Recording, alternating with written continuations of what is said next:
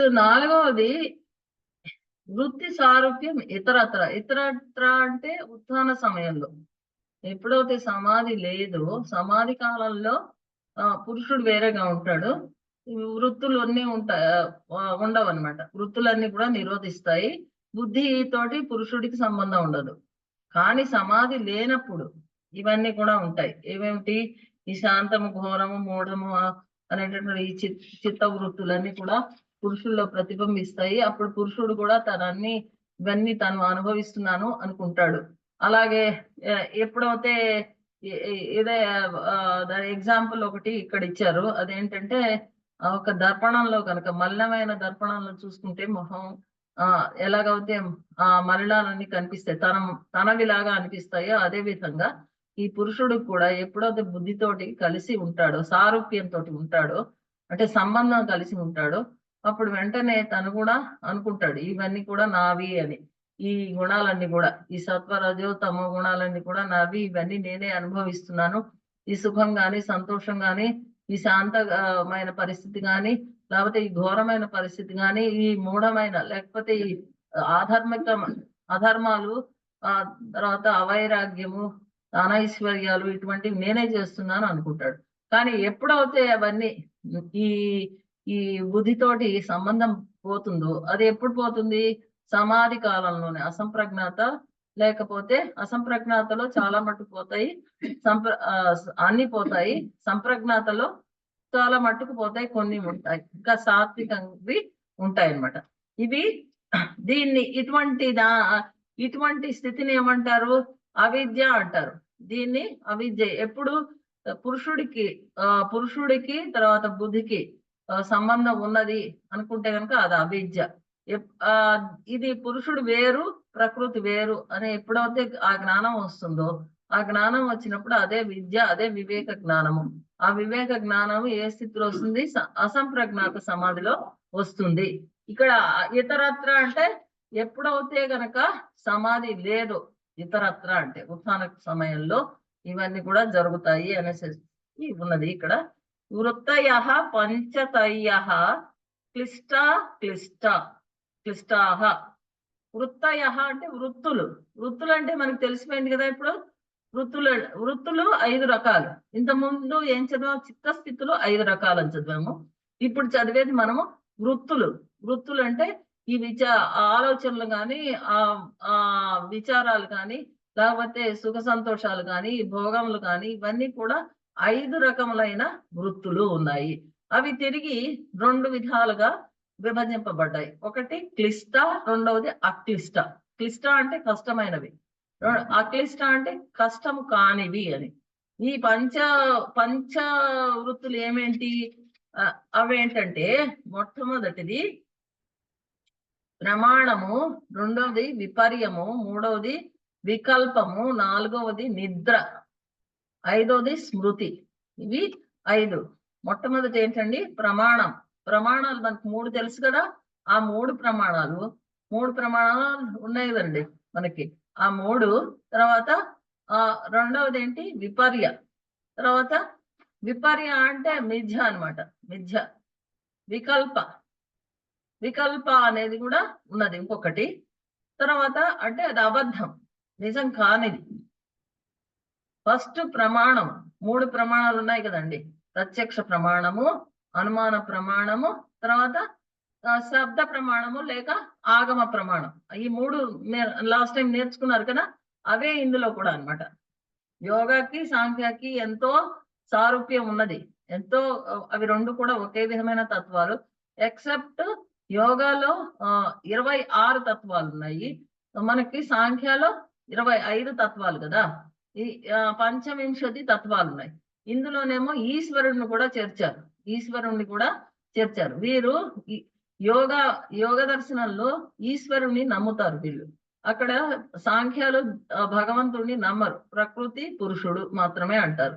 అదంటే ఆ ప్రధానం అనేదే అది అచంచలమైన శక్తి అని, దానికి ఉన్నంత శక్తి ఈ ప్రపంచంలో దేనికి లేదని. ఇక్కడ కానీ భగవంతుడు, ఈశ్వరుడు అనే ఇంకొక శక్తి కూడా ఉందని యోగ దర్శనంలో నమ్ముతారు అనమాట. ఇప్పుడు చూడండి, ఇవి ఫస్ట్ది ప్రమాణము, రెండవది ఏంటండి? విపర్యము, మూడవది ఎవరైనా చెప్పండి, వికల్పం, నాలుగవది నిద్ర, ఐదవది స్మృతి. ఈ 5 కూడా పంచ రకములైనటువంటి పంచతయ్య, అంటే 5 రకములైనటువంటి వృత్తులు ఉన్నాయి. ఈ 5 రకములైన వృత్తులు తిరిగి క్లిష్ట అక్లిష్ట అని 2 విధాలుగా డివైడ్ అయ్యాయి. అంటే మొత్తం కలిపి 10 రకములైన వృత్తులు అయ్యాయి అన్నమాట మనకి. ఇప్పుడు ఈ క్లిష్ట వృత్తులు యోగమునకు ప్రతిబంధకాలు. ఇవి క్లిష్ట వృత్తులు అనేవి యోగానికి ప్రతిబంధకాలు. ఎందుకంటే అవి ఎన్ని క్లేశాలను కలిగిస్తాయి అన్నమాట, ఎన్నో క్లేశాలని కలిగిస్తాయి కాబట్టి ఇవి ప్రతిబంధకాలు. ఇవి అస్మితాదులు అంటే పురుషుడు బుద్ధి రెండు కలిసి, ఇవి రెండు కలిసి ఈ పురుషుడు బుద్ధి కలిసినప్పుడు ఏమవుతుంది, ఈ జ్ఞానేంద్రియాలు పంచ కర్మేంద్రియాలు ఇవన్నీ కూడా అవి పని చేస్తూ ఉన్నవన్నీ కూడా తెలుస్తుంటాయి కదా, ప్రతిబింబిస్తాయి. అటువంటి అంటే ఏంటి, అవన్నీ వృత్తుల్ని కలిగిస్తాయి, అనేకమైన వృత్తుల్ని కలిగిస్తాయి. ఆ వృత్తులు ఏవైతే ఉన్నాయో జ్ఞానేంద్రియాలు పంచ కర్మేంద్రియాలు కలిగించేటటువంటి వృత్తులని, ఎందుకనే సౌండ్ వస్తుంది?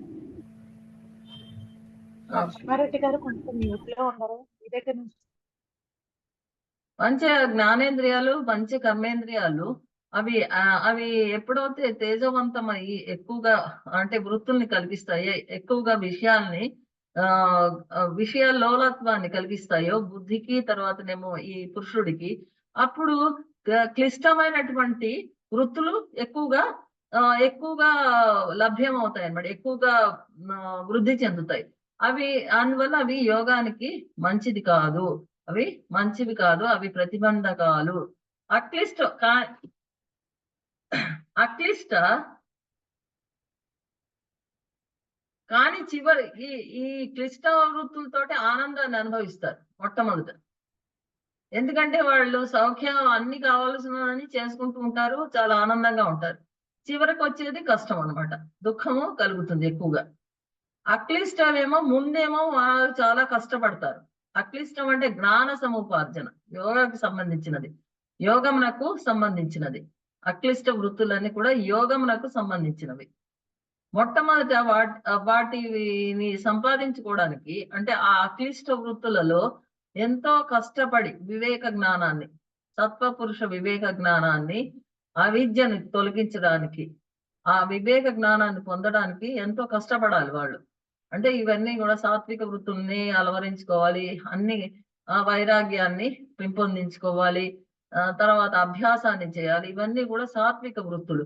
ఈ సాత్విక వృత్తులన్నిటిని కూడా చేయడానికి వాటికి కష్టపడాలి వాళ్ళు మొట్టమొదట. కానీ చివరికి వాళ్ళకు అనంతమైన ఆనందం కలుగుతుంది. ఆనందం కలిగినా కానీ ఈ 2 వృత్తులు, క్లిష్ట వృత్తులు అక్లిష్ట వృత్తులు, ఫస్ట్ క్లిష్ట వృత్తులని తొలగిస్తే, నిరుద్ధావస్థలో అప్పుడు ఏమవుతుంది, మనకి సంప్రజ్ఞాత సమాధి వస్తుంది. ఆ తర్వాత ఈ క్లిష్టే కాకుండా అక్లిష్ట వృత్తులను కూడా నిరోధిస్తే కనుక అప్పుడు అసంప్రజ్ఞాత సమాధి లభిస్తుంది అనమాట. ఇవన్నీ కూడా ఎందులో వచ్చాయి, 5 వృత్తుల్లో వచ్చాయి. మొట్టమొదటిది ఏంటి, ఫస్ట్ది ప్రమాణము. ఆ ప్రమాణంలో 3 రకాల ప్రమాణాలు ఉన్నాయి. దాంట్లో క్లిష్ట అక్లిష్ట 2 ఉన్నాయి. మళ్ళా నెక్స్ట్ది విపర్య, దాంట్లో క్లిష్ట అక్లిష్ట. మూడవది వికల్ప, దాంట్లో క్లిష్ట అక్లిష్ట. నాలుగవది నిద్ర, దాంట్లో కూడా క్లిష్ట అక్లిష్ట ఉన్నాయి. ఐదవది స్మృతి, అందులో కూడా క్లిష్ట అక్లిష్ట 2 ఉన్నాయి అన్నమాట. ఇవన్నీ కూడా పోతేనే అప్పుడు అసంప్రజ్ఞాత సమాధి వస్తుంది. ఇప్పుడు క్లిష్ట వృత్తులన్నీ పోయినాక ఒట్టి అక్లిష్ట వృత్తులు మాత్రమే ఉంటాయి, అప్పుడు సంప్రజ్ఞాత సమాధి ఉంటుంది. కానీ ఆ అక్లిష్ట వృత్తులు కూడా పోయినప్పుడు, అప్పుడు కూడా పోయి అన్ని క్లేశాలు పోతే అప్పుడు అసంప్రజ్ఞాత సమాధి వస్తుంది. ఈ క్లిష్ట వృత్తుల్ని తొలగించేవి అక్లిష్ట వృత్తులు. ఇప్పుడు ముళ్ళుతోడే తీయాలంటారు. క్లిష్ట వృత్తులన్నింటినీ తొలగించడానికి ఏవి ఉపయోగపడతాయి, అక్లిష్ట వృత్తులు. అక్లిష్ట వృత్తుల్ని కూడా తొలగించాలంటేనేమో పరవైరాగ్యం. పరవైరాగ్యము అభ్యాసము వాటితోటి అక్లిష్ట వృత్తులు కూడా పోతాయి అన్నమాట. అవి నశిస్తాయి, నిరోధింపబడతాయి. ఈ అవస్థనే మనము అసంప్రజ్ఞాత సమాధి అంటాం. అర్థమైందండి? అర్థమైందండి. ఆ తర్వాత ఏమవుతుంది, క్లిష్ట వృత్తులు అక్లిష్ట వృత్తులు పోయాయి. ఈ వృత్తులు మనిషి యొక్క సంస్కారాలని, ఈ క్లిష్ట వృత్తులు అక్లిష్ట వృత్తులు, ఇప్పుడు నేను క్లిష్ట వృత్తులు అక్లిష్ట వృత్తులు అంటుంటే అవేవో సెపరేట్ కాదు. ఈ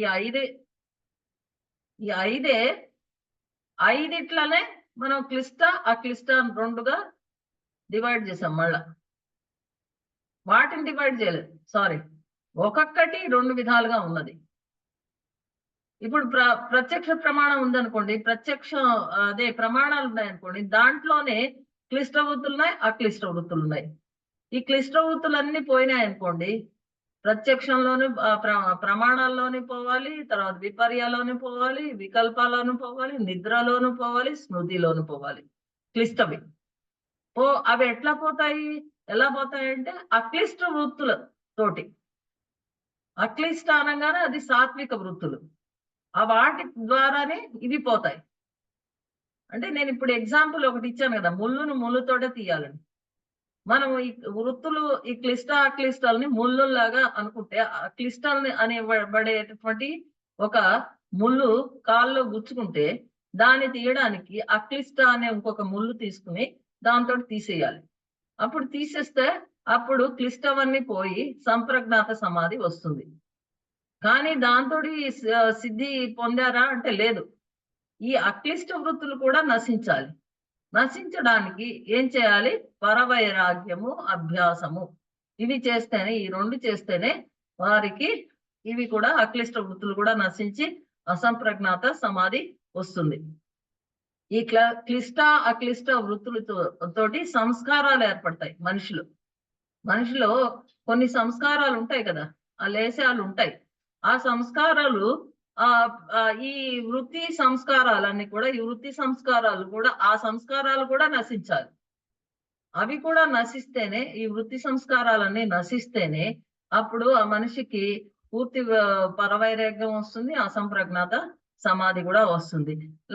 లేకపోతే కనుక అవి దగ్ధం అవ్వకపోతే, ఈ సంస్కారాలు దగ్ధం అవ్వకపోతే కనుక, ఇప్పుడు ఒక కట్టె ఉందనుకోండి, దాన్ని కాలుస్తే అది పూర్తిగా కాలిపోయినా లోపల కాస్త వేడి ఉంటుంది అనే అటువంటి సంస్కారం కూడా పూర్తిగా దగ్ధమైపోతే కనుక అప్పుడు అసంప్రజ్ఞాత సమాధి వస్తుంది. కానీ ఇప్పుడు నేను నిన్ననే చెప్పాను, ఆ యోగి ఆ స్థితికి వచ్చినా గానీ మళ్ళా వెనక్కి వెళ్ళాడు అనుకోండి, అప్పుడు అది మళ్ళా అతను అన్ని చేయాల్సి వస్తుంది అనమాట. మళ్ళా కూడా అతను అన్ని అభ్యాసాలు, పరవైరాగ్యము అవన్నీ చేయాల్సి వస్తుంది. ఈ సంప్రజ్ఞాత సమాధి నుంచి మళ్ళా కింద పడిపోతాడు. కాబట్టి ఇవి ఒక విధమైన సైకిల్, చక్రం లాగా ఉంటుందన్నమాట. ఈ సంస్కారాలు కనుక పూర్తిగా లేశాలున్నా కానీ ఆ వృత్తుల్లోకి మారిపోతాయి. వృత్తుల్లో నుంచి సంస్కారాలు మళ్ళా డెవలప్ అవుతాయి. ఆ విధంగా అది ఒక విషయస్ సైకిల్ అంటారే, విషయస్ సైకిల్. ఆ విధంగా తిరుగుతూ ఉంటుంది అన్నమాట. అవి కూడా పూర్తిగా దగ్ధమైపోయేటట్టు చేస్తే గనక అప్పుడు ఆ యోగికి పూర్తిగా అతను ఇప్పుడు ఈ ప్రధానంలోకి, ఈ బుద్ధి ప్రధానంలోకి స్వకారణం, అది ప్రధానం అనేది బుద్ధికి లేక ఈ మహత్తుకు కానీ ఈ మొత్తము పంచ జ్ఞానేంద్రియాలకి వీటన్నిటి కూడా ప్రధానమే కదా కారణం. ఈ కారణం స్వకారణం, ఆ కారణంలో లీనమైపోతే, మనము లాస్ట్ సెమిస్టర్ లో చదువుకున్నాం కదా, ఇవన్నీ కూడా లీనమైపోతాయి ఫైనల్ గాని. ఆ విధంగా లీనమైపోయినప్పుడు అప్పుడు పురుషుడు శుద్ధ చైతన్యంలాగా అతను తేజవంతుడుగా భాషిస్తాడు. అప్పుడు మనకి అసంప్రజ్ఞాత సమాధి వచ్చింది ఆ యోగికి అని పూర్తిగా తెలుస్తుంది అనమాట. అది అర్థమైందండి? అర్థమైందండి. వృత్తులు పంచతయ్య అంటే 5 రకాలు, 5 రకాల్లో తిరిగి 2 రకాలు, ఆ 2 రకాలు ఈ క్లిష్టాలు క్లిష్టాలను నశింపజేస్తాయి. అప్పుడు ఆ క్లిష్టాలు కూడా నశిస్తే కనుక వారికి సిద్ధి కలుగుతుంది. ప్రమాణ విపర్య వికల్ప నిద్రా స్మృతయ, ఇది ప్రమాణము ఇవి 5 రకాలైనటువంటి వృత్తులు: ప్రమాణము, విపర్యము, వికల్ప, నిద్ర, స్మృతి. నేను ఎన్నోసార్లు ఎందుకు రిపీట్ చేస్తున్నా అంటే మీకు బాగా గుర్తుంటాయి అని, అంతే. ప్రమాణము, విపర్యము ఇవన్నీ కూడా మనకి వృత్తులు 5 విధాలు.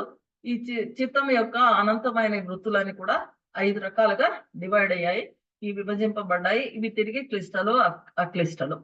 మిథ్యకిను అబద్ధం తేడా అర్థం కాలేదండి. నిజం ఇప్పుడు కాందానికి నేను ఊరికనే మీకు పైన చెప్పాను, అది ఇప్పుడు ఇంకా డీటెయిల్డ్ గా ఉంటుంది మనకనమాట. మిథ్య అంటే ఏంటి, తర్వాత నిజం కాని దాన్ని మనం నిజం అనుకోవడం అంటే ఏంటి, అలానే అన్ని సింపుల్, అవన్నీ పెద్ద కష్టం కాదు. ఊరికనే అంటే మీకు ఊరికనే అది తెలియడం కోసం, అంటే విపర్యం అంటే ఏంటి అని, వికల్పం అంటే ఏంటి అని తెలియడం కోసమే అది చెప్పాను, అంతే. ఈ క్లిష్ట వృత్తులు ధర్మ జనకములు, అగుడి చేత హేయములు. అంటే క్లిష్ట వృత్తులు హేయములు, ఎందుకంటే ధర్మ జనకములు. క్లిష్టలో కూడా అంటే వాడికి ఆనందం వస్తుంది కదా, ధర్మము అధర్మము 2 చేస్తారు వాళ్ళు. ఎందుకంటే కొన్ని పూజలు చేస్తారు, కొన్ని ధర్మకార్యాలు చేస్తారు. వాళ్ళకి రజోగుణము, తమో గుణము ప్లస్ సత్వగుణము అన్నీ ఉంటాయి. ఒట్టి సత్వగుణం ఉండేది కేవలం అక్లిష్ట. కాబట్టి ఇవి ధర్మ జనకములు కాబట్టి ఇవి హేయములు, అశోభనములు అంటారు. అక్లిష్ట వృత్తులు శుభములు అన్నమాట. ఎందుకంటే వీటి నిరోధము పరవైరాగ్యం వల్ల కలుగుతుంది. ఆ తర్వాత వారికి అసంప్రజ్ఞాత సమాధి లభించే అవకాశం చాలా ఉంటుంది. అది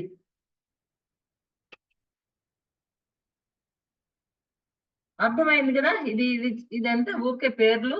తర్వాత ఇందాక మనం చెప్పుకున్నవి అవే ఉన్నాయన్నమాట. ఇప్పుడు ప్రమాణ ఫస్ట్ది ప్రమాణాలు కదా మనకు. ఫస్ట్ది మొట్టమొదటి ప్రత్యక్షానుమానాగమాహ ప్రమాణాన్ని. ప్రత్యక్ష ప్రమాణము, తర్వాత అనుమాన ప్రమాణం, తర్వాత ఆగమ ప్రమాణం. ప్రత్యక్ష ప్రమాణంలో ప్రమేయతే అనేన ఇది ప్రమాణం. ప్రమేయతే అంటే చూసేవాడికి కనిపించేదే ప్రమాణం అన్నమాట. చూడాలి ఎవరొకడు దాన్ని తప్పకుండా. ఈ ప్రమాణం అనే శబ్దానికి వ్యుత్పత్తి ఏంటంటే, ప్రమాత్మక యథార్థ జ్ఞానాన్ని ఎవరైతే పొందుతారో అదే ప్రమాణం. అందువల్ల ప్రమాకరణము హేతువుగా ఉండాలన్నమాట. ప్రమాకరణం అంటే హేతువుగా ఉండేటటువంటి ప్రమాణాన్ని ఉండడం అనేది ప్రమాణం యొక్క లక్షణం. హేతువుగా ఉండాలి దానికి, తప్ప నిజమైన హేతువుగా ఉంటేనే అది ప్రమాణం అవుతుంది. ఈ ప్రమాణాల్లో ప్రత్యక్ష ప్రమాణము ఫస్ట్ది. అది చక్షురాది ఇంద్రియాలు ద్వారా మనకి ఘటాది వస్తువులు, విషయాలన్నీ కూడా సంబంధించినప్పుడు చిత్తానికి లేకపోతే బుద్ధికి ఈ చక్షురాది ఇంద్రియాల ద్వారా ఈ ఘటాది ఆకారాలన్నీ కూడా తెలుస్తాయి. ఎలా తెలుస్తాయి? సత్వగుణం వల్ల, సత్వగుణము వల్లనో, తర్వాత పురుషుని యొక్క చిత్ శక్తి వల్ల కూడా ఈ ఆకారము పరిణమించి వారికి మనిషికి మన ఘటము అనే ఇది ఘటము ఇదం ఘటం అనే విషయం తెలుస్తుంది అనమాట. ఎలా అయితే ఇప్పుడు దీనికి ఉదాహరణ లాస్ట్ సెమిస్టర్ లో కూడా ఇదే చదువుకున్నారు. ఏంటంటే ఎలాగైతే ఈ చెరువులోకి నీరు ఒక రంధ్రం నుంచి, పెద్ద రంధ్రం ఉంటుంది కదా పొలాల్లోకి నీరు వదలడానికి కోసం, చెరువు నుంచి వాళ్ళు పెద్ద రంధ్రం ఉండి అది మూసేస్తారు. కావాల్సి వచ్చినప్పుడు అది తెరుస్తారు. అది పెద్ద పెద్ద ఇలాంటి కెనాల్స్ లాగా, ఒక కాలవల్ లాంటివన్నీ తవ్వి పెట్టుకుంటారు. ఆ కాలవల్లోకి వదులుతారు. వదిలినప్పుడు అది ఆ నీరు గబగబా వచ్చేసి ఆ పొలం యొక్క ఆకారాన్ని సంతరించుకుంటుంది. అదే విధంగా ఏదైతే ఆకారం ఎదురుగుండా విషయం ఉన్నదో ఆ విషయం యొక్క ఆకారము, తర్వాత దాని రూపము, రంగు అవన్నీ కూడా ఆ బుద్ధికి వెంటనే దానికి ఆకారం తెలిసిపోతుంది. ఆ బుద్ధే ఆకారంగా మారిపోతుంది. మారిపోయి అది మైండ్ లోకి వచ్చేస్తుంది అనమాట. చక్షుంద్రియం ద్వారా చూసి ఆ తర్వాత అది బుద్ధికి తెలిసి ఆ బుద్ధి ఆకారాన్ని కనిపెడుతుంది. ఎప్పుడు దేనివల్ల? అది కేవలము చిత్ శక్తి యొక్క సంబంధంతో, పురుషుని యొక్క సంబంధంతో దీన్ని పొందుతుంది, ఈ తేజస్ తోటి. సత్వం ఉంటుంది, తర్వాత ఈ తేజస్సు చిత్ శక్తి. ఆ శక్తి తోటి ఈ బుద్ధి దాని యొక్క ఆ వస్తువు యొక్క లేకపోతే విషయ జ్ఞానాన్ని కానీ పొందుతుంది. అలాగా ఈ ఈ దీని పరిమాణాన్నే మనం ఏమంటాం, వృత్తులు అంటాం. ఇంతకుముందు కూడా చాలాసార్లు మనము దీని గురించి చెప్పుకున్నాము. అదే విషయం ఇక్కడ ప్రత్యక్ష ప్రమాణంలో తిరిగి వీళ్ళు చెప్తున్నారు అనమాట, వక్కాణించి చెప్తున్నారు. ఈ వృత్తులు బాహ్య విషయాలే కాకుండా ఇది ఈ ఘటాది వస్తువులే కాకుండా మనకి ఎన్నో వేరే ఆలోచనలు కూడా జ్ఞానాల్లో రూపంలో కూడా చెందుతాయి. ఇవి నిశ్చయంగా తెలుస్తాయి కదా. ఇవి మనకి భ్రాంతి కాదు. ఇది మనకి తెలిసేది. ఒక వస్తువు ఉన్నది ఎదురుగుండా ఉంటే ఇది ఘటము, లేకపోతే ఇది పుస్తకము, ఇది మనిషి, వీడు దేవదత్తుడు, అవునండి, అలాంటివి తెలుస్తుంది. అలాంటివి మనకు తెలుస్తుంది కదా. అంటే అది నిశ్చయ రూపంలో తెలుస్తుంది ప్రత్యక్ష ప్రమాణం. ప్రత్యక్ష ప్రమాణం ఎప్పుడు నిశ్చయ రూపంలో తెలుస్తుంది. ఇటువంటి నిశ్చయాత్మక జ్ఞానము కారణమైన వృత్తియే ప్రత్యక్ష ప్రమాణము. ప్రత్యక్ష ప్రమాణం ఏంటి? వాట్ ఈస్ ప్రత్యక్ష ప్రమాణము అంటే నిశ్చయాత్మకం, డిసెసివ్. దానికి ఇంకో సంశయం అంటూ లేదు. మనం చూస్తున్నాం, కళ్ళతో చూస్తున్నాం, చేతితో ముట్టుకున్నాము. అది ఏమన్నా మనకేమైనా తప్పు ఉంటే కనుక, మన దాంట్లో లోపం ఉంటే తప్పిస్తే, ఆ దృష్టిలో కానీ మన స్పర్శలో కానీ లోపం ఉంటే తప్పిస్తే అది నిశ్చయంగా మనకు తెలుస్తుంది. లోపం ఉన్నా ఆ లోపంతో తెలుస్తుంది. ఆ విధంగా నిశ్చయాత్మకమైన జ్ఞానం కారణమైన వృత్తియే ప్రత్యక్ష ప్రమాణం. ఆ వృత్తిని ఏమంటారు? ప్రత్యక్ష ప్రమాణం. ఈ వృత్తి చిదాత్మలో ప్రతిబింబించడం వలన, ఈ చిత్ శక్తిలో ఆత్మలో ప్రతిబింబించడం వలన కలిగినటువంటి ఫలము ప్రత్యక్ష ప్రమాణము. ఈ వృత్తి ఎక్కడ ప్రతిబింబిస్తుంది? వృత్తి వెళ్ళి ఆత్మలో ప్రతిబింబిస్తుంది. ప్రతిబింబించగానే అప్పుడు మనకి కన్ఫామ్ గా తెలుస్తుంది, నిశ్చయమైనటువంటి నిశ్చయంగా వచ్చినటువంటి జ్ఞానం, నిశ్చయాత్మకమైనటువంటి జ్ఞానము, దానికి కారణమైనటువంటి వృత్తియే ప్రత్యక్ష ప్రమాణము. మళ్ళా ఇప్పుడు పురుషుడు శుద్ధ చైతన్యుడు, ఆ స్వరూపం కూడా చిత్శక్తి, ఈ పురుషుడికి కూడా ఈ వృత్తి ప్రతిబింబిస్తుంది. భ్రాంతి చెందుతాడు, అవును నేనే చూశాను అని. అలాగా ఇది మళ్ళా కూడా ప్రతిబింబిస్తుంది. ఇది ఒక భ్రాంతి అని మళ్ళా ఇక్కడ కూడా అదే ఉంది. ఆయా వస్తువుల రూపమును ప్రమాణము తెలియటే ప్రత్యక్ష ప్రమాణం. ఆయా వస్తువుల యొక్క రూపము, ప్రమాణము, రంగు అవన్నీ కూడా ప్రత్యక్షంగా తెలియడాన్ని ప్రత్యక్ష ప్రమాణం అంటారు. అనుమాన ప్రమాణం తెలుసు కదా. ఈ అనుమాన ప్రమాణం ఏంటి? పర్వత వహ్నిమాన్ ధూమాత్ అనేది అది స్టాండర్డ్ ఎగ్జాంపుల్ అన్నమాట. పర్వతో వహ్నిమాన్ ధూమాత్. ధూమం వల్ల పర్వతము వహిని ఉన్నది, పర్వతంలో వహిని అగ్ని ఉన్నది అనేటటువంటి మనకి తెలిసింది. అంటే అది ఏంటి? ఇది ఇమాజినేషన్. బుద్ధి ఆ అగ్నిని చూస్తుంది. వహ్నిని ఎక్కడ చూస్తుంది? బుద్ధి చూస్తుంది వెంటనే. దేని వల్ల? ఈ ధూమం వల్ల, ధూమ యొక్క హేతువు వల్ల, ధూమం అనేటటువంటి హేతువు వలన బుద్ధి అగ్నిని చూస్తుంది. ఎందుకంటే పూర్వ జ్ఞానం వలన. తర్వాత కాబట్టి పూర్వజ్ఞానమే కాకుండా దానికి ఉన్న ఆ బుద్ధికి ఆల్రెడీ తెలుసు, ఎక్కడైతే ధూమం ఉంటుందో అక్కడ ఎత్ర ఎత్ర ధూమ అస్తి తత్ర తత్ర వహ్ని భవతి అనేటటువంటి అది. ఎందుకంటే ఎందులో ఉన్నట్టు మహానసంలో ఎట్లా అయితే అగ్ని ఉన్నప్పుడు ధూమం వస్తుందో అదే విధంగా ఇక్కడ కూడా ఉన్నది అనేటటువంటి ఆలోచన ఉండడం వల్ల ఆ బుద్ధి ధూమాన్ని వెంటనే ఇమాజిన్ చేసుకుని తనలో ధూమం ఉండడం వల్ల ఆ అగ్ని అక్కడ తప్పకుండా ఉంటుంది అనేటటువంటి ఆలోచన వస్తుంది. ఇదేంటి? కాబట్టి వహ్నిని కంటితో చూడలేదు. వహ్నిని, ఈ నిప్పుని గాని అగ్నిని గాని ఆ బుద్ధి కంటితో చూడలేదు ఆ మనిషి. కాబట్టి వహ్ని యొక్క రూపము, ప్రమాణము తెలియదు. కాబట్టి ఆయా వస్తువులు సామాన్య అవధారణ, ఆ సామాన్య లక్షణము ఏ అనుమాన ఈ సామాన్య లక్షణాన్ని బట్టి ఆ వస్తువు ఉన్నది అని అనుకోవడమే ఒక అనుమాన ప్రమాణం అన్నమాట. సామాన్యమైన లక్షణాన్ని బట్టి ఆ వస్తువు అక్కడ ఉన్నది అనేటటువంటి అనే విషయం తెలియడం అనేది, జ్ఞానం కలగడం అనేది అనుమాన ప్రమాణం. ఇప్పుడు చిత్తము వహ్ని ఆకారాన్ని చూస్తుంది. చిత్తం అంటే బుద్ధి వహ్ని ఆకారాన్ని చూస్తుంది. ఈ హేతు వల్ల చిత్తవృత్తి, ఈ హేతు వల్ల కలిగిన చిత్తవృత్తినే అనుమాన ప్రమాణం అంటారు. అనుమాన ప్రమాణం అంటే హేతు వల్ల కలిగినది. ఏదన్నా హేతువు ఉండాలి దానికి. హేతువు లేకపోతే దానికి ఆ ప్రమాణము నిలవదనమాట. ఇక లేకపోతే ఈ ప్రమాణము మనము నమ్మం. ఆ హేతువు లేకపోతే ఎవడన్నా అక్కడ అగ్ని ఉన్నది అంటే దానికి హేతువు ఏంటి అని అడుగుతారు కదా. అంటే ఆ ధూమం ఉన్నది అంటే ఓహో ఉండొచ్చు అనుకుంటాము. కానీ ఆ వెంటనే బుద్ధి చూస్తుంది, ఓహో అగ్ని అట్లా ఉంటుంది. వైల్డ్ ఫారెస్ట్ ఫైర్స్ ఉంటాయి. వైల్డ్ ఫైర్ అన్నట్టుగా వచ్చేస్తుంది కదా ఫారెస్ట్ ఫైర్ లో. వేసంకాలం అప్పుడంతా ఎక్కువ హీట్ ఉంటే అప్పుడు అవి అన్ని ఎండు కట్టలు అవన్నీ ఏదైనా ఒకటి రాజుకుంటే అన్ని రాజుకుంటాయి. అప్పుడు వైల్డ్ ఫైర్ వచ్చేస్తుంది, ఫారెస్ట్ ఫైర్. ఆ ఫారెస్ట్ ఫైర్ ఏమో అనేసి మనకి అనుమానం వస్తుంది అనమాట. ఆ అనుమానంతో అదే ప్రమాణం, అటువంటి జ్ఞానం, ఆ చిత్త వృత్తినే అనుమాన ప్రమాణం అంటారు. చిత్తమే వహ్ని ఆకారాన్ని చూస్తుంది హేతువు ద్వారా. హేతుత్వాతో అగ్ని భవతి అనేటటువంటి ఆలోచన వస్తుంది చిత్తానికి. అదే దాన్ని ప్రమాణంగా తీసుకుంటుంది.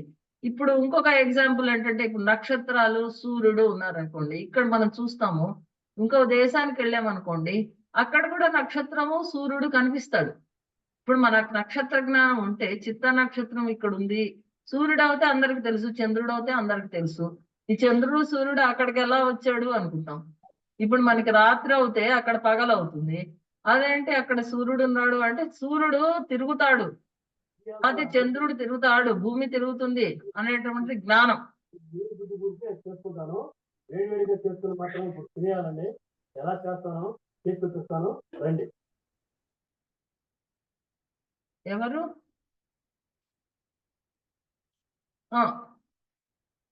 అలాగా నక్షత్రం యొక్క గమనాన్ని కూడా మనం తెలుసుకోవడం వల్ల ఇది తెలియడం కూడా ఇది అనుమాన ప్రమాణంతో తెలుస్తుంది అన్నమాట. ఏంటి తెలిసింది? గమనం. నక్షత్రాలు నడుస్తాయి, కదులుతాయి అనేటటువంటి విషయం మనము నక్షత్రాన్ని వేరే వేరే దేశాల్లో చూడడం వల్ల మనకి తెలుస్తున్నది. ఇవి నక్షత్రాలకి గమనం ఉన్నది అనేసి విషయం అన్నమాట. చిత్త నక్షత్రం చైత్రుడు అన్నమాట. సూర్యుడు, చంద్రుడు వీళ్ళు కూడా మనకి ఒక చోట నుండి ఇంకో చోటకి వెళ్తున్నట్టుగా గమనం కనిపిస్తున్నది అనుకుంటాం, వేరే దేశంలో ఉన్నదని, దేశాంతరాల్లో ఉండడం. ఇప్పుడు శబ్ద ప్రమాణం అంటే ఏంటి? ఇప్పుడు ఆప్త పురుషుడు, ఆప్త మిత్రుడు అన్నా, ఆప్త పురుషుడు అన్నా, లేకపోతే జ్ఞాని అయినా ఎవరైనా ప్రత్యక్షంగా దేనైనా చూశారనుకోండి, లేకపోతే అనుమాన ప్రమాణంతో కన్ఫర్మ్డ్ గా తెలుసుకున్నారనుకోండి, తెలుసుకుంటే అప్పుడు వాళ్ళు వచ్చి మనకు చెప్పారు ఈ విషయాన్ని. అప్పుడు దాన్ని మనము నమ్ముతాం కదా, ఓహో ఇతను చూశాడు. ఆప్త అని ఎందుకన్నారు? మనకి అతని మీద నమ్మకం ఉన్నది కాబట్టి మనం ఆప్త మిత్రుడు లేకపోతే ఆప్త పురుషుడు అన్నాం. ప్రత్యక్షంగా చేత గాని, అనుమానం చేత గాని, ప్రమాణం చేత గాని ఒక వస్తువుని తెలుసుకున్నాడు అనుకోండి, తెలుసుకుంటే మనము అప్పుడు అది ఇంకోళ్ళకి చెప్తే వాళ్ళు అది దాన్ని తెలుసుకుంటారు, ఆ జ్ఞానం తెలుసుకుంటారు అనమాట. దాన్ని ఏమంటారు? శాబ్దిక ప్రమాణం అంటారు, శబ్ద ప్రమాణం అంటారు.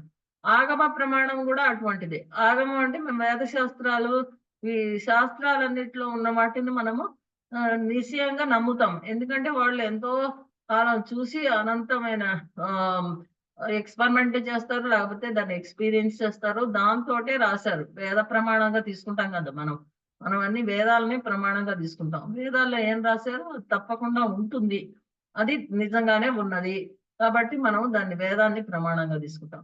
దీన్ని ప్రమాణంగా తీసుకోవడాన్ని ఆగమ ప్రమాణము అంటారు.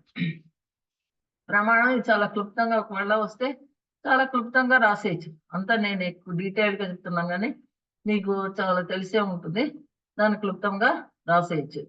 ఇప్పుడు ఈ ప్రమాణాలు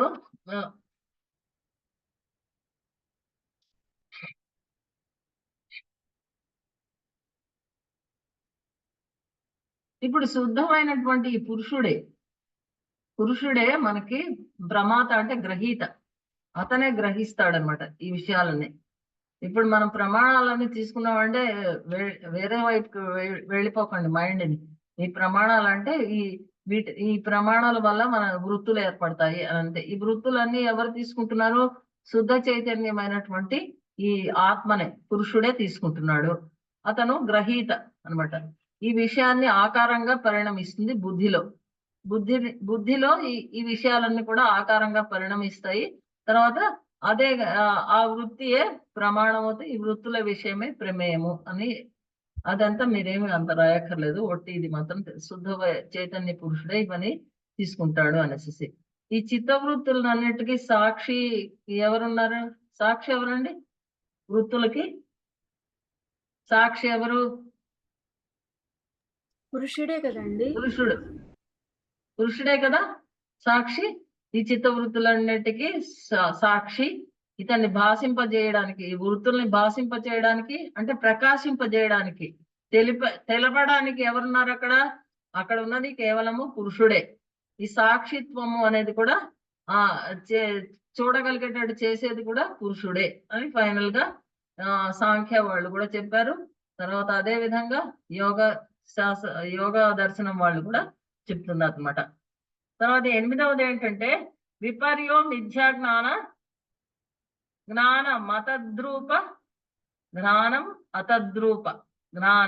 అతద్రూప ప్రతిష్టం.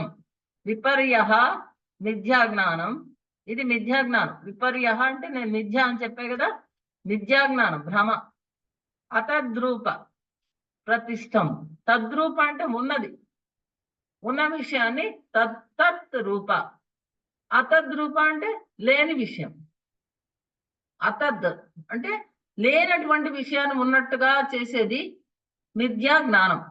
ఇప్పుడు ఒక సుక్తి అంటే ఏంటి?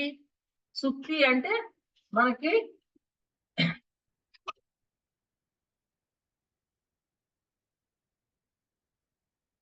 సుక్తి అంటే ఈ మిథ్యా జ్ఞానముకి బెస్ట్ ఎగ్జాంపుల్ సుక్తి అంటే ముత్యపు చిప్ప ఉందనుకోండి. సుక్తి అంటే ముత్యపు చిప్ప. ఆ ముత్యపు చిప్పని మనం చూడగానే ఓ ముత్యపు చిప్ప అనుకుంటాం. కానీ ఎవడన్నా వచ్చి దాన్ని కాదు ఇది రజితము అన్నాడు అనుకోండి, సిల్వర్ అన్నాడు. ఎందుకంటే ముత్యపు చిప్ప మెరుస్తూ ఉంటుంది కదా, తెల్లగా చంద్రుడిలాగా మెరుస్తూ ఉంటుంది. కాదు ఇది సిల్వర్ ప్లేట్ అన్నాడు. అంటే ఏంటి? మిథ్యాజ్ఞానం. అది మిథ్యాజ్ఞానం లేక విపర్య. సుక్తిని చూచినప్పుడు ఇది సుక్తి అనే జ్ఞానం కలిగితే అది యథార్థ జ్ఞానం. సుక్తి అనే జ్ఞానం కలిగింది అనుకోండి, ఇది సుక్తి అనేది, అది యథార్థ జ్ఞానం. ఈ మిథ్యాజ్ఞానం అనేది ఏంటి? లక్షణం అన్నమాట. లక్షణంలో ఒక భాగం అది. లక్ష్యం ఏంటి? యథార్థ జ్ఞానం. అతద్రూప అంటే నేనేం చెప్పాను? అతద్రూప అంటే ఆ రూపం కానిది, నిజమైన రూపము కానిది, తద్రూపము కానిది. తద్రూప ప్రతిష్టము అంటే ఆ రూపంలో ఉన్నదిగా తెలియడము. అతద్రూప ప్రతిష్టము అంటే ఆ రూపము కానిదిగా తెలియడం, అసలైన రూపం కానిదిగా తెలియడము. అంటే ఇప్పుడు ఫర్ ఎగ్జాంపుల్, ఇది బెస్ట్ ఎగ్జాంపుల్ ఏంటంటే సుక్తి. మనకి యోగాల్లో కానీ సాంఖ్యాలో కానీ మనకి సుక్తి ఇస్తారు. సుక్తి అంటే అది ఒక ముత్యపు చిప్ప, ఇలా చిప్పల్లాగా ఉంటాయి, ఆల్ చిప్ప అంటారు. దాని లోపలంతా తెల్లగా మెరుస్తూ ఉంటుంది. దాన్ని చూసి ఒకవేళ ఎవరన్నా భ్రమించి దాన్ని ఏదన్నా సిల్వర్ ప్లేట్ అనుకున్నారు అనుకోండి, సిల్వర్ అనుకున్నారు, రజితము అనుకున్నారు. రజితం అనుకుంటే అది భ్రాంతి, అదే మిథ్యాజ్ఞానము, అదే విపర్యము. అది అంటే ఈ సుక్తిపై ఆధారపడి, ఇప్పుడు దీని సుక్తి పైన ఆధారపడి ఉంది. అదే అతద్రూప ప్రతిష్టము తద్రూప అంటేనేమో యథార్థ జ్ఞానము. కానీ ముత్యపు చిప్పను భ్రాంతి, ఇదే రజితం అనుకుంటే కనుక అదే భ్రాంతి. దీన్నే విపర్యము లేక భ్రాంతి లేక మిథ్యాజ్ఞానం అంటారు. ఈ మిథ్యాజ్ఞానానికి ప్రమాణం ఏదైనా ఉందా? మిథ్యకి ఉండదు. ప్రమాణం ఏమి ఉండదు, దీనికి ప్రమాణం ఏమి ఉండదు. ప్రమాణం లేకపోవడం చేత ఇది బాధింపబడుతుంది. విద్యా జ్ఞానము ఏ ప్రమాణము లేదు కాబట్టి వాడు ఎంత వాదించినా ఇది సుక్తి కాదు, ఇది రజితము అని వాడు ఎంత వాదించినా గాని దానికి ప్రమాణము ఏమీ లేదు. కాబట్టి ఇది ప్రమాణం చేత లేకపోవడం చేత బాధింపబడుతుంది. ప్రమాణము లేకపోవడం వల్ల ఇది బాధింపబడుతుంది. దీన్ని యోగ శాస్త్రంలో అవిద్య అంటారు. అంటే సరిగ్గా దాన్ని సరి అయిన జ్ఞానం లేకపోవడాన్ని అవిద్య లేకపోతే భ్రాంతి. సాంఖ్యాలు దీన్నే అవివేకము కూడా అంటారు. అంటే దాన్ని విపరీతంగా అర్థం చేసుకోవడం.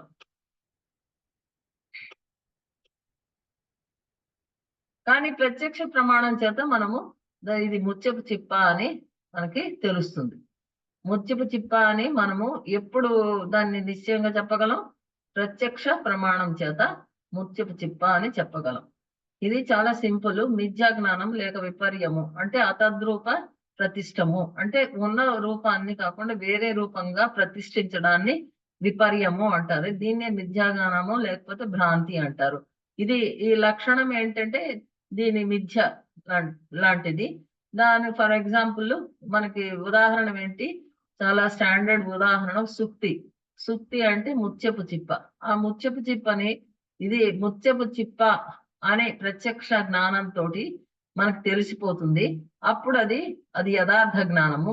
ఎవరికైనా కానీ అది ముత్యపు చిప్ప కాదు, ఇది రజితము అనే విద్యా జ్ఞానం అనే జ్ఞానం వస్తే గనక దానికి ఏ విధమైన ప్రమాణము లేదు. దీనికి ప్రమాణం లేకపోవడం వల్ల ఇది బాధింపబడుతుంది. ఈ మిథ్యా జ్ఞానాన్నే విపర్యము అంటారు, లేకపోతే భ్రాంతి కూడా అని అంటారు. ఇదియే అవిద్య. దీన్నే అవిద్య అంటారు. ఈ యోగంలో రజితాకారపు చిత్తవృత్తి సుక్తిలో చూపబడ్డది అనమాట. ఈ రజితాకారపు చిత్తవృత్తి అంటే భ్రాంతి సుక్తిలో చూపబడింది. ఇది అవిద్యలో ఈ అవిద్యలో అజ్ఞానము, అస్మిత, రాగద్వేష, అభినవేశము మొదలగు కలవు. తర్వాత అస్మిత అంటే కూడా మనకి సంప్రజ్ఞాత సమాధిలో ఒక భాగం. అది అస్మిత అనేది ఏం లేదు, బుద్ధి ఎప్పుడైతే పురుషుడితోటి కలిసి, బుద్ధి అంటే ఏంటి? బుద్ధి ప్రధానం నుంచి వచ్చింది. దానికి బుద్ధి నుంచి ఇంకా అన్ని జ్ఞానేంద్రియాలు, పంచ జ్ఞానేంద్రియాలు, కర్మేంద్రియాలు, తర్వాత పంచ తన్మాత్రల నుంచి ఇవన్నీ వచ్చాయి.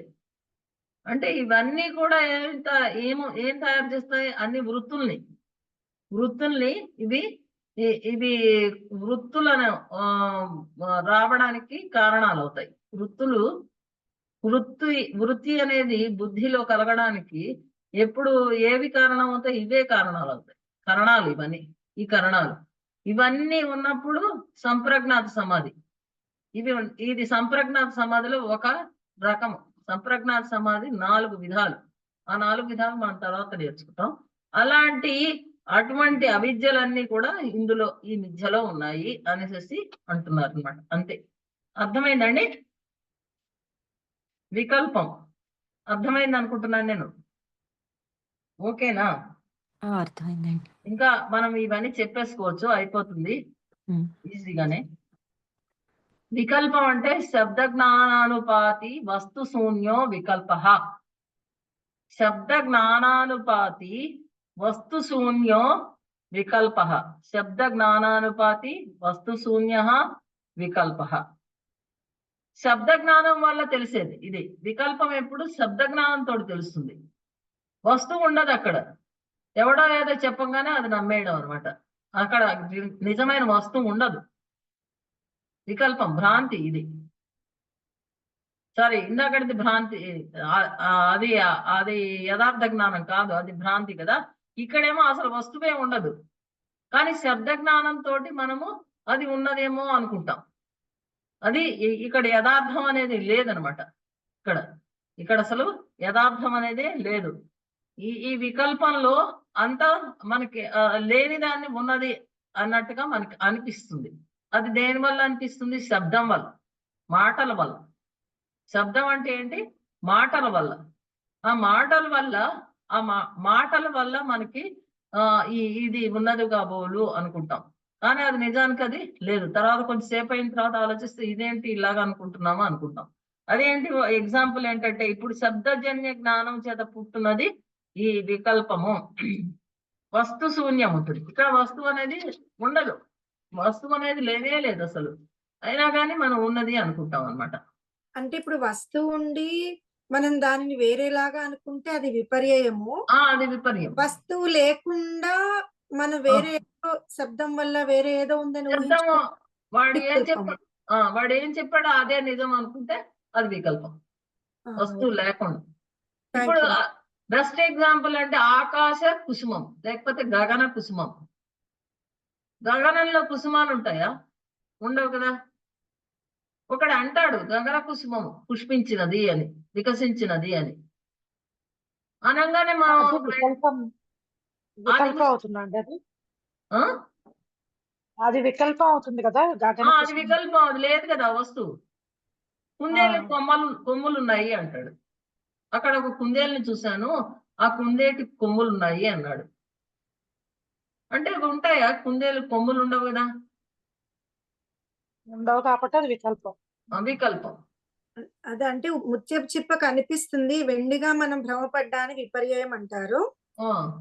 కరెక్ట్. ఎవరో చెప్పిన ఒక లేని వస్తువుని మనం ఒప్పుకోవడం వికల్పము. లేని వస్తువు ఉన్నట్టుగా అని చెప్తే గనక అది ఎవరో చెప్పిన దాన్ని బట్టి. ఎవడో అన్నాడు అక్కడ ఏదో నేను చేశాను అంటే అది ఇంపాసిబుల్, కానీ వాడు నేను చేశాను అన్నాడు.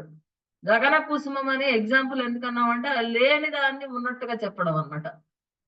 నేను 100 సార్లు సముద్రంలో జంప్ చేసి చచ్చిపోకుండా బయటపడ్డాను అన్నాడు ఒకడు ఎవడో.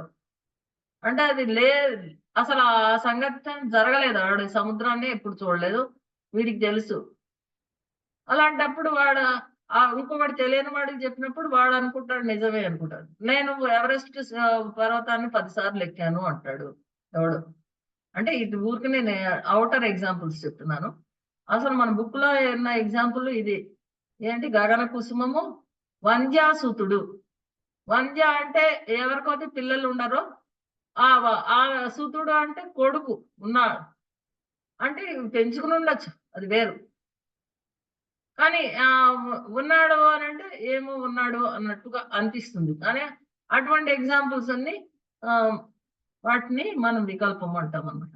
అదే ఎగ్జాంపుల్స్ ఇక్కడ ఇచ్చాడు.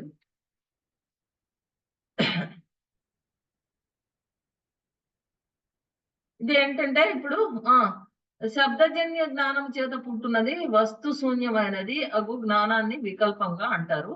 వస్తువు లేకపోయినా శబ్ద జ్ఞాన మహత్యం శక్తి వల్ల శబ్ద జ్ఞానం వెంటనే అనుకుంటాం మనం, కానీ అది నిజం కాదనమాట. శబ్ద జ్ఞానంతో ఆ శక్తి చేత దాని వ్యవహారం కనిపిస్తుంది. అప్పుడు పురుషుడి యొక్క చైతన్యం అన్నది ఆ పురుషుని చైతన్యం వికల్ప వృత్తికి ఇంకొక ఎగ్జాంపుల్, బెస్ట్ ఎగ్జాంపుల్ పురుషుని యొక్క చైతన్యం.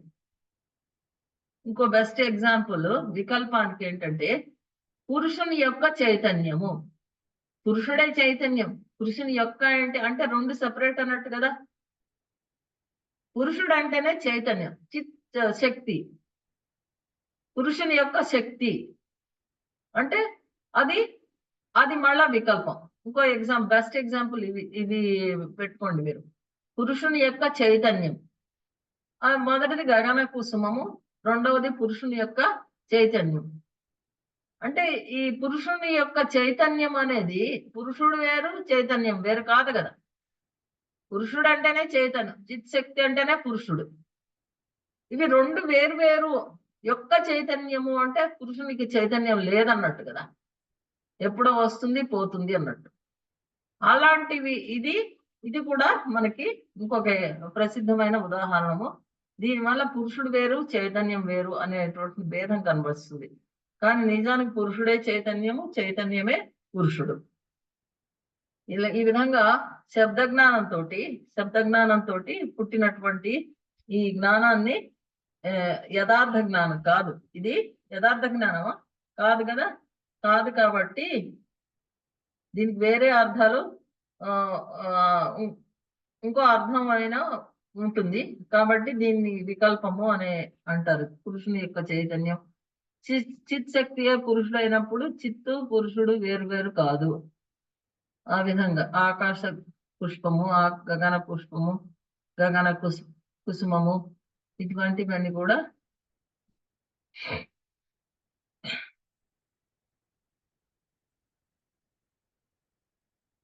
ఇక్కడ ఈ రెండు అంటే ఆ వస్తువు లేదు, కుసుమము లేదు, గగనంలో ఎప్పుడు కుసుమం ఉండదు. కానీ ఇక్కడ గగన కుసుమం వికసించింది అన్నాడు. కాబట్టి అది లేదు. కాబట్టి ఇది శబ్దం మీద ఆధారపడ్డ అసత్య జ్ఞానం. అసత్య జ్ఞానాన్ని వికల్పము లేక వ్యతిరేక జ్ఞానము అంటారు అన్నమాట. అర్థమైంది కదా ఇది వికల్పం అంటే అండి? అభావ ప్రత్యయాలంబన వృత్తిర్నిద్ర. అక్కడండి ఒక చిన్న అనుమానం. చెప్పండి. సాంఖ్యంలో ప్రమాణాలు చెప్పేప్పుడు ప్రత్యక్ష ప్రమాణము, అనుమాన ప్రమాణము, శబ్ద ప్రమాణం అన్నాం. అవును. ఇక్కడ చెప్పేది ఈ శబ్దము దాంతో వికల్పం అని చెప్తున్నాం. ఇక్కడ లేదు, ఎక్కడ చెప్పానండి? ఇప్పుడు ఎవరన్నా మాట మనకు చెప్పారు, గగన కుసుమాన్ని నేను చూశానని ఎవరో చెప్పారు, శబ్దం చెప్పాడు, శబ్దం చేశాడు, అది ప్రమాణం లేదు కదా. ఇది వికల్పం. అక్కడ శబ్ద ప్రమాణం ఉంది కదా, అక్కడ శబ్ద ప్రమాణం అంటే ఆప్తులు చెప్తుంది, ఆప్తవచనం అన్నా. అక్కడ ఇది ఆప్తవచనం కాదు కదా. అక్కడేమో శబ్ద ప్రమాణం అంటే ఆప్తవచనం అన్నాం అక్కడ. అవును, ఆప్తవచనము ఆగమ వచనం, ఆగమ ప్రమాణం అవి రెండు కూడా శబ్దం అన్నమాట. ఇక్కడ వికల్పం శబ్దం ద్వారా జరుగుతుంది. శబ్దం ద్వారా అంటే శబ్దం అంటే ఎవడో చెప్పడం వల్ల అనమాట. అంతే, ఏదో మాట విని అంతే. ఇక్కడ అది ఆప్త పురుషుడు చెప్పింది, ఆప్తవచనం. ఆ శబ్దం వేరు, ఈ శబ్దం వేరు. ఇది వేరు, ఇది ఎవడో చెప్పాడు అనమాట.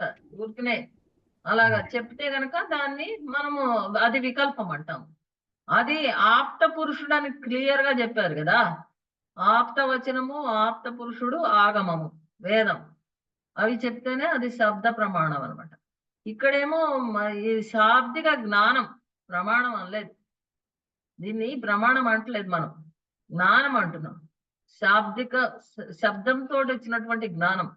శబ్దం అంటే ఎవరో చెప్పడం అని నేను దాన్ని మామూలు అర్థం చెప్తున్నాను అంతే. మీరు రాయడం శబ్దంతో వచ్చిన జ్ఞానమే అనాలి. మీరు ఎవరో చెప్పాడో అవన్నీ అనకండి. ఆప్త పురుషుడు చెప్పాడు లేకపోతే ఎవరో పురుషుడు చెప్పాడని మనం అనకూడదు.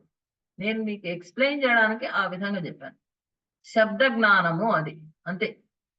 శబ్ద జ్ఞానంతో మనకేం తెలిసింది? ఎక్కడ పోని వాడు చెప్పక్కర్లేదు, రాశాడు అనుకోండి గగన కుసుమము అని. అది చదివితే కూడా మనం గగన కుసుమం చదవంగానే వెంటనే ఇదేంటి అనేసి ఉన్నదేమో అనే అనుమానము రావడాన్ని అనుమానం అంటే ఆ విషయం మన జ్ఞానం లాగా వస్తుంది ఒక నిమిషం. ఆ తర్వాత మనకు సంశయం వస్తుంది కదా, అది వికల్ప జ్ఞానం. అదనమాట. ఇప్పుడు నెక్స్ట్ ఏంటి మనకి? నిద్ర. అభావ ప్రత్యయాలంబన వృత్తిర్నిద్ర. అభావ ప్రత్యయాలంబన వృత్తి. వృత్తి లేకపోతే అభావం అంటారు కదా. అభావం అంటే ఏంటి? లేకపోవడం. వృత్తి అంటే ఏంటి? ఏ విధమైనటువంటి జ్ఞానము, ఏ విధమైనటువంటి విషయాలు తెలియకుండా ఉండడాన్ని నిద్ర అంటారు అని. ప్రత్యయాలంబన అంటే అభావ ప్రత్యయాలంబన అంటే జాగృతి స్వప్న స్థితుల్లో వృత్తులు ఉండవు. చిత్తం యొక్క కార్యాలన్నీ కూడా ఉండవు అనమాట. అభావం. జాగృతి అంటే మన ఒక విధమైన నిద్రావస్థలో ఉన్నప్పుడు, స్వప్న స్థితిలో ఉన్నప్పుడు వృత్తులన్నీ కూడా ఉండవు అనమాట. చిత్తం యొక్క కార్యాలు ఉండవు, అభావాన్ని. అప్పుడు దీనికి కారణం ఏంటి? తమస్సు కదా. నిద్ర కారణం ఏంటి? తమస్సు. ఈ తమస్సు ఆధారముగా ఆలంబనముగా గలటువంటి అభావ ప్రత్యయాలంబన వృత్తి. ప్రత్యయం ఏది ఆలంబనంగా ఉంది ఇక్కడ? తమస్సు. తమో గుణం ఆలంబనంగా ఉంటే నిద్ర వస్తుంది. నిద్ర అనేది తమో గుణం. అప్పుడు లేక ఈ ఆధారంగా గల ఈ విషయంగా గల వృత్తిని జ్ఞానమే నిద్ర అంటారు అనమాట. తమో గుణం కనుక ఆలంబనంగా లేకపోతే ఆ ఆధారంగా గల ఈ వృత్తిని ఏమంటారు? నిద్ర అంటారు. ఇది కూడా వృత్తే. నిద్ర కూడా వృత్తే. ఎందుకనంటే మనము నిద్ర లేచినాక ఎంతో మంది నాకు ఈరోజు చాలా మంచి నిద్ర వచ్చింది, నేను బాగా నిద్రపోయాను, నేను బాగా నిద్రపోలేదు, ఈ విధంగా అంటారు. అంటే వృత్తి ఇది. ఎందుకంటే ఈ సూత్రానికి అభావం అంటే జాగృతి స్వప్నావస్థల యందు వృత్తుల యొక్క అభావం. నిద్ర తర్వాత స్వప్న అవస్థల్లో వృత్తుల యొక్క అభావం అంటే విషయ జ్ఞానం యొక్క అభావం ఉంటుంది. విషయాలు మనం ఏమి చూడము. అప్పుడు మేబీ స్మృతులు వస్తాయేమో, కళలు లాంటివి ఏమైనా రావచ్చు స్వప్న అవస్థలో, కానీ అవి కూడా స్మృతులు. కానీ అవి వృత్తులు కావు, అవి వృత్తులు కాదు. స్మృతి కూడా మనం చదవబోతున్నాం నెక్స్ట్. అవి వృత్తులు కావన్నమాట. ఆ వృత్తుల యొక్క అభావాన్ని నిద్ర అంటారు అనమాట. కానీ వృత్తుల అభావం అనగానే మనం ఏమనుకుంటాం, అదేమిటి యోగం అనుకుంటాం. ఎప్పుడైతే వృత్తులన్నీ పోతాయో అప్పుడు యోగం అనుకుంటాం. కానీ వృత్తుల అభావం అయినా కానీ ఇక్కడ ఏముంది, ఇక్కడ తమోగుణం ఉంది. ఒకసారి రజోగుణంతో కూడా నిద్రపోతాం మనం. రజోగుణము తమోగుణం. కరెక్ట్ గా మేడం. మహోదయ్, అదే అనుకుంటున్నాను. ఇది కూడా యోగమే కదా. సేమ్ అదే ఆలోచిస్తున్నాను నేను ఇప్పుడు. అదే అది కూడా ఒక ఆనంద స్థితే కదా, నిద్రపోవాలి కదా అదే అనుకుంటున్నాను. దానికి ఆన్సర్ చెప్తున్నారు.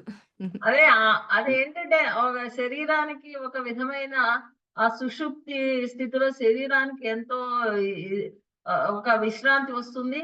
ఒక అన్ని కణాలు కూడా విశ్రాంతిని పొందుతాయి ఆ సుషుప్తి స్థితిలో. జాగృతి స్థితిలో కూడా మనకి అన్ని కణాలు కూడా నిద్ర అది కూడా అవసరమే కదా శరీరానికి అవసరము. అన్ని వృత్తులు కూడా నశిస్తాయి. కానీ అవి తిరిగి దేంతో ఉన్నాయి, అవి ఉన్నాయి కదా, ఈ 3 గుణాలు ఉన్నాయి ఇక్కడ. ఈ తమో గుణం ఉంది. ఎప్పుడైతే గుణాలు ఉన్నాయో వృత్తులు కూడా ఉన్నట్టే లెక్క. కానీ ఆ వృత్తులు మనకి తెలియవు. వృత్తులు ఉన్నట్టే అన్నమాట. నిద్ర కూడా ఒక వృత్తే. నిద్ర లేకపోతే మనిషి జీవించలేడు.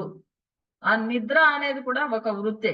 ఎందుకంటే అది నిద్ర నుంచి లేవగానే ఇప్పుడే చెప్పాను, నేను చాలా బాగా నిద్రపోయాను, నేను అసలు బాగా నిద్రపోలేదు, నాకు అన్ని పిచ్చి కళలు వచ్చాయి, చెడు కళలు వచ్చాయి, లేకపోతే నాకు మంచి మంచి కళలు వచ్చాయి, నేను చాలా బాగా నిద్రపోయి నాకు ఎంతో జ్ఞానం, ఇప్పుడు నా జ్ఞానము చాలా బాగా వికసించినట్టుగా ఉంది. బాగా నిద్రపోయినప్పుడు మనకి చాలా ఏదో మైండ్ చాలా రిలాక్స్డ్ గా ఉంటుంది కదా, అప్పుడు మన జ్ఞానం వికసించినట్టుగా ఉంటుంది అని. అంటే ఏంటి, అది వృత్తి. నిద్ర అనేది కూడా ఒక వృత్తి అని చెప్తున్నాడు అనమాట. నిద్ర అనేది కూడా ఒక వృత్తే. అదేం మన అభావం అనుకోవడానికి వీల్లేదు. ఇది అభావము అనుకోవడానికి వీల్లేదు అని నేను చెప్తున్నాను అనమాట. ప్రత్యయం అనగా కారణం అని అర్థం అనమాట. ఈ వృత్తులకి అభావానికి కారణం ఏంటి, ఈ తమో గుణము మెయిన్ గా ఉండడం వల్లే పూర్తి నిద్ర వస్తుంది. కానీ తమో గుణంతో రజోగుణం కూడా ఉంటుంది. రజోగుణం కూడా ఉన్నప్పుడు ఒక మంచి మంచి ఆలోచనలు వస్తాయి నిద్రలో. ఆ తర్వాత సాత్విక్ గుణం కూడా ఉంటుంది. సాత్విక్ గుణం ఉన్నప్పుడు మంచి కళలు వస్తాయి. అప్పుడు చూద్దాము ఏం చెప్తున్నారో. జాగృతి స్వప్నావస్థల కాలంలో వృత్తుల అభావానికి కారణము బుద్ధి సత్వానికి ఆవరించి. బుద్ధి సత్వం ఉంది కదా, బుద్ధి ఎప్పుడు సత్వం. మీటింగ్ సమ్మరీ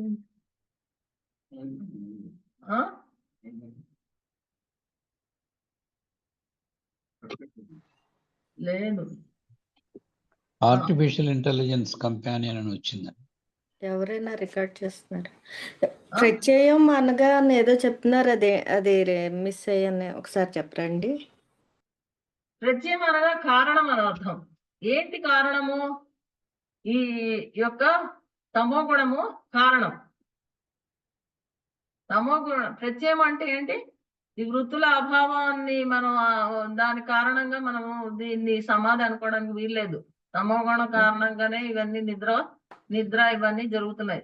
దాంట్లోనే మనకి తమో గుణంతో పాటు రజోగుణము, తర్వాతనేమో సాత్విక్ గుణం కూడా ఉంటుంది.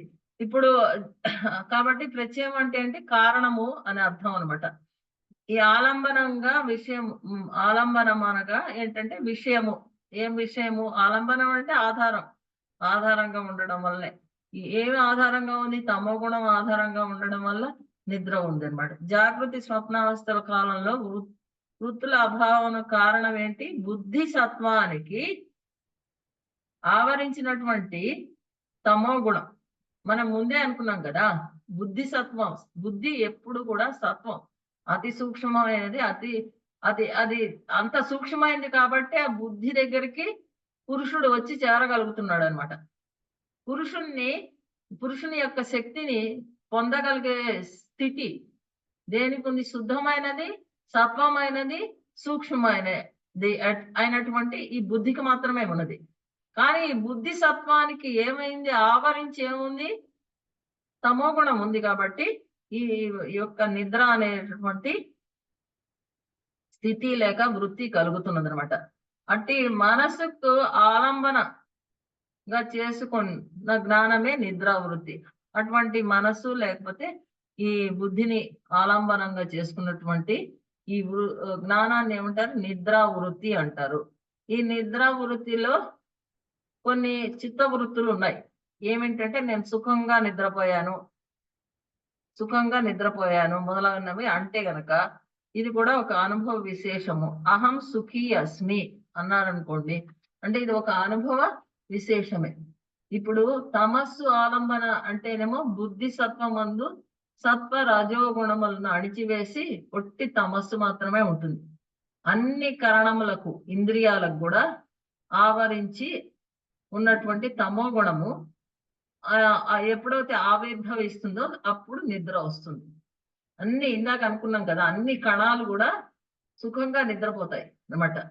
అన్ని కరణములు అంటే మన జ్ఞానేంద్రియాలు, పంచ జ్ఞానేంద్రియాలు, పంచకర్మేంద్రియాలు ఇవన్నీ కూడా సుఖంగా నిద్రపోవడానికి అంటే ఏంటి? ఇవన్నిటిలో ఉన్నటువంటి వేరే గుణాలు, రజోగుణము తర్వాత సత్వగుణాన్ని అణిచివేసి తమో గుణం ఎప్పుడైతే ఆవరిస్తుందో అప్పుడు నిద్రా స్థితి అంటారు. నిద్ర కూడా ఒక వృత్తి. ఈ నిద్ర అనుభవమే కాబట్టి ఇది నిరుద్ధ చిత్తంగా ఇది కూడా అనుభవం కాబట్టి నిరుద్ధ చిత్తము అని మనం అనుకోకూడదు అనమాట. అనకూడదు. ఎందుకంటే దీంట్లో ఇవి ఉన్నాయి, ఈ గుణం ఉంది, తమో గుణం ఉంది, ఇది కూడా ఒక అనుభవమే.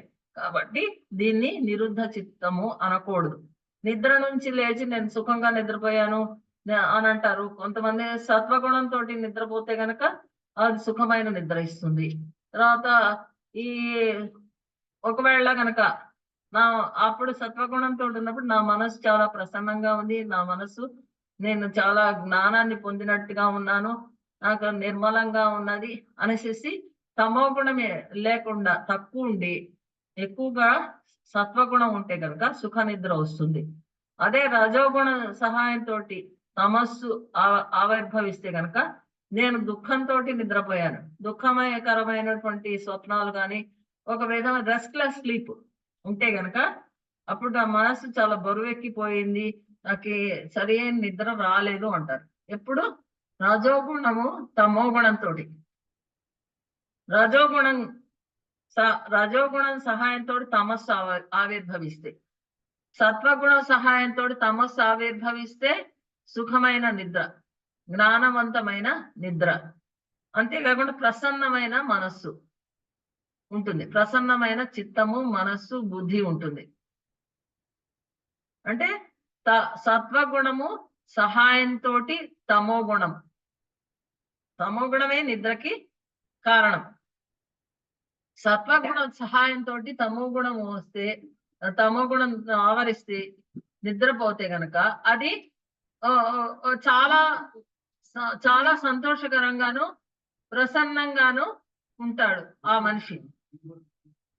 రజోగుణ సహాయంతో కనుక తమో గుణం ఆవిర్భవిస్తే నేను నిద్రపోయాను కానీ అది దుఃఖకరంగా ఉంది, అంతా సంతోషకరంగా లేదు అంటారు. అదే విధంగా నా మనస్సు చాలా బరువెక్కింది అంటారు. అదే విధంగా తమో గుణము తోటి పూర్తిగా తమో గుణంతో వస్తే గనక ఆ నిద్ర పూర్తిగా తమో గుణం ఆవరిస్తే గనక సత్వ గుణము రజోగుణం పూర్తిగా అణిచివేస్తే గనక అప్పుడు నేను గాఢంగా నిద్రపోయాను, నాకు అసలు అంటే ఇంకేమి తెలియదు, అసలు ఈ ప్రపంచం అంటే అసలు ఏమి తెలియదు, పూర్తిగా నిద్రపోయాను, డీప్ స్లీప్ అన్నమాట, sound sleep and deep sleep. ఆ తర్వాత ఆ నేను బాగా మూఢులాగా నిద్రపోయాను, శరీరం అంతా బరువెక్కింది అంటారు. కాబట్టి రజోగుణంతో నిద్రపోతే మనసు బరువెక్కుతుంది, తమో గుణంతో నిద్రపోతే శరీరం అంతా కూడా బరువెక్కిపోతుంది అని అంటారు. కాబట్టి నిద్ర కూడా ఒక విధమైన అనుభవమే, నిద్ర కూడా వృత్తియే. కానీ తామసికం ఇది మెయిన్లీ బేస్డ్ ఆన్ తమో గుణము. ఇది ఆలంబన ప్రత్యయంగా ఏముంది, కారణం ఏముంది, దీనికి ఆలంబన ఏముంది, దీనికి తమో గుణమే ఉంది నిద్రకి. కాబట్టి నిద్ర అది సమాధి కాదు, నిద్ర అనేది సమాధి కాదు, అది కూడా ఒక వృత్తి అనేసి మనము ఖచ్చితంగా చెప్పవచ్చు. ఇంకా చివరిది అనుభూత విషయ సంప్రమోష స్మృతి. అనుభవించిన విషయాలే ఇవన్నీ, ఈ వృత్తులన్నీ కూడా మనకు తెలిసినవే, చూసినవి. అనుభూత అంటే ప్రమాణాది వృత్తుల చేత కూడా మనకు ఎన్నో తెలిసాయి. అలాగే అదే విధంగా విషయాలన్నీ కూడా ప్రమాణాలు ఉన్నాయి కదా, ఈ ప్రమాణాది విషయాలంటే ప్రమాణము, విపర్యము, వికల్పము, నిద్ర, వీటన్నిటి వల్ల కూడా మనకు ఎన్నో తెలిసినవే. ఆ స్మృతులు అంటే ఏం లేదు, మెమరీస్ అంతే. మనం ఏదైతే మెమరైజ్ చేయగలమో దాన్ని స్మృతి అంటాం. ఇది ఏ విషయాన్ని మనం మళ్ళా చెప్పగలమో దాన్ని మనం స్మృతి అంటాము. అంటే మనకు తెలిసిన విషయాలే మనం చెప్పగలం, తెలియని విషయాలను చెప్పలేం. తెలియని విషయాలు ఎప్పుడు చెప్పగలం, ప్రమాణాలతో చెప్తాము. లేకపోతే విపర్యంతో చెప్పచ్చా తెలియని విషయాలను విపర్యంతో చెప్పచ్చా, చెప్పకూడదా? ఇది సుక్తి అనేది ప్రమాణమా విపర్యమా?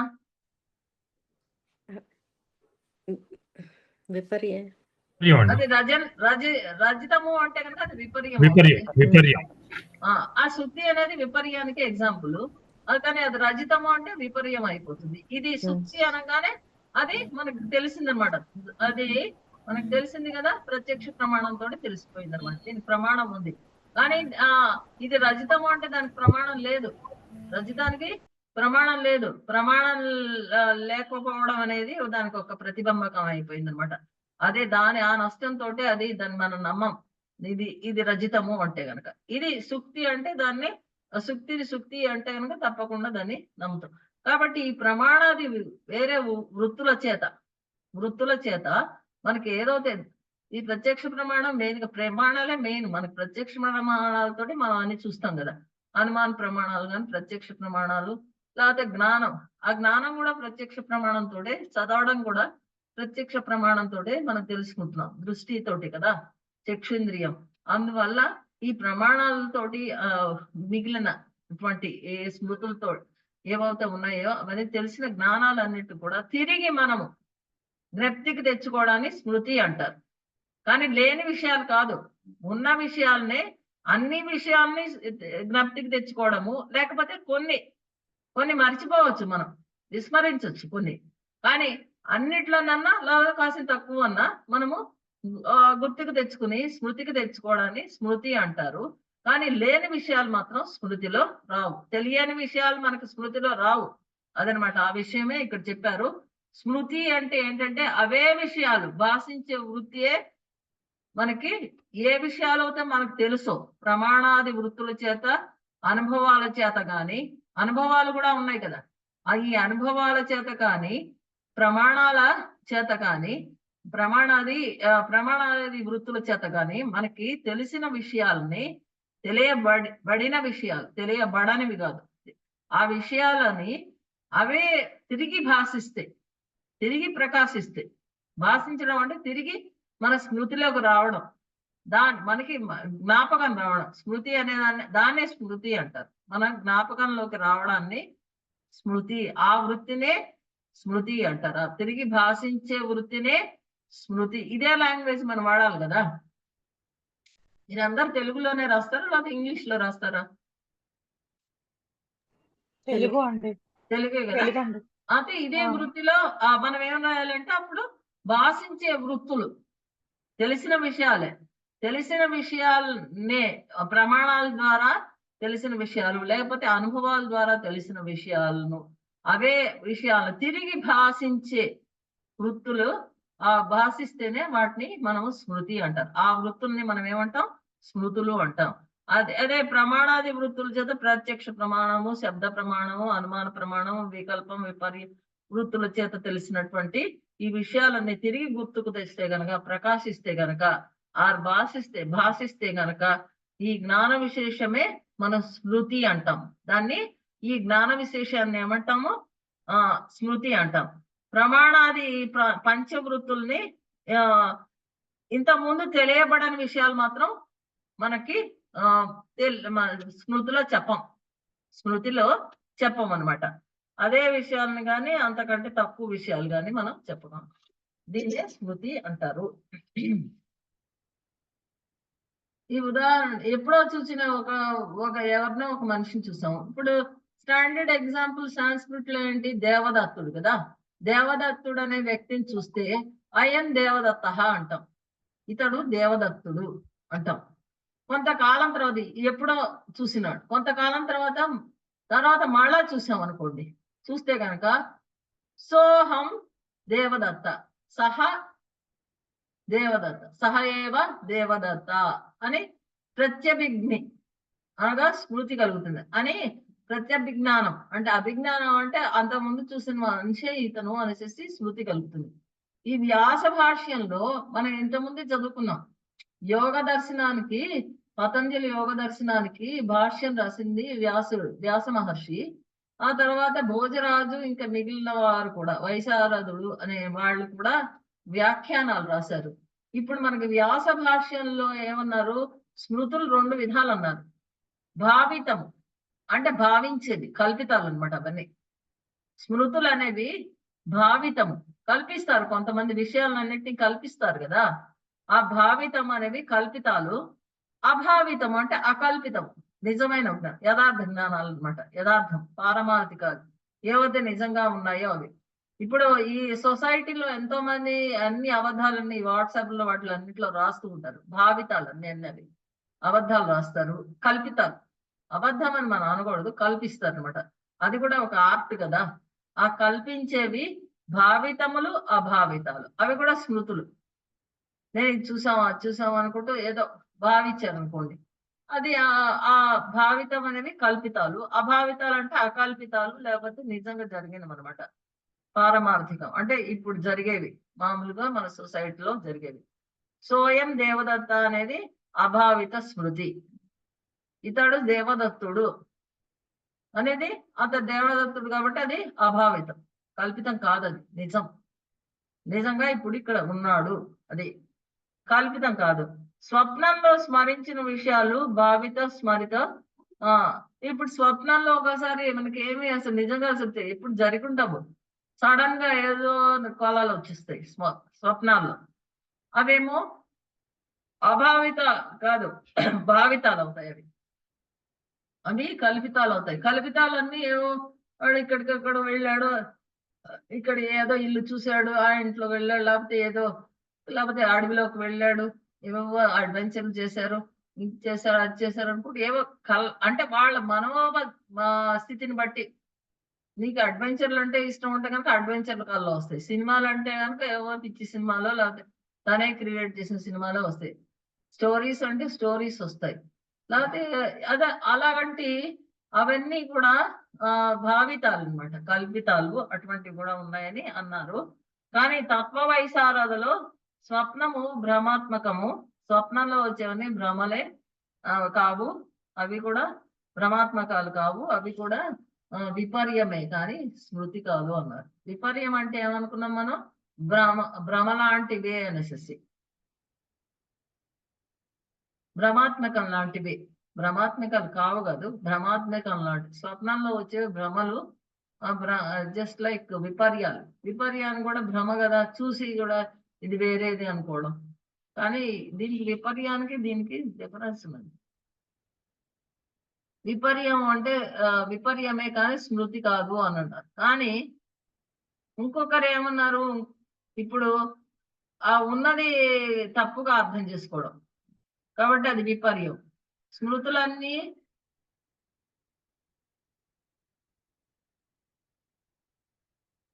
స్మృతులని కూడా ప్రమాణాలు తోటి సంబంధించినవి. విపర్యం అంటే మళ్ళీ వేరు కదా, ఉన్నదాన్ని వేరేగా అర్థం చేసుకోవడం. మళ్ళీ స్వప్నంలో వచ్చేవన్నీ విపర్యాలు అనడానికి కూడా వీల్లేదు అనేసి వ్యాసుడి యొక్క భాష్యం చెప్తున్నది.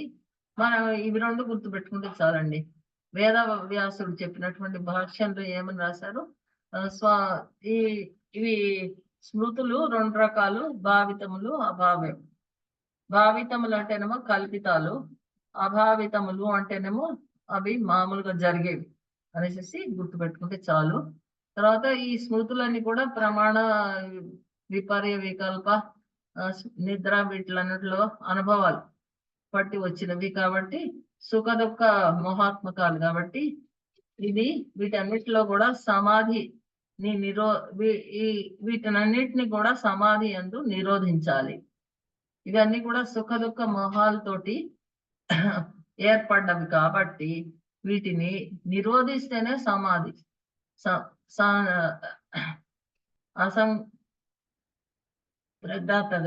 అసంప్రజ్ఞాత అంటే ముందు సంప్రజ్ఞాత రావాలి.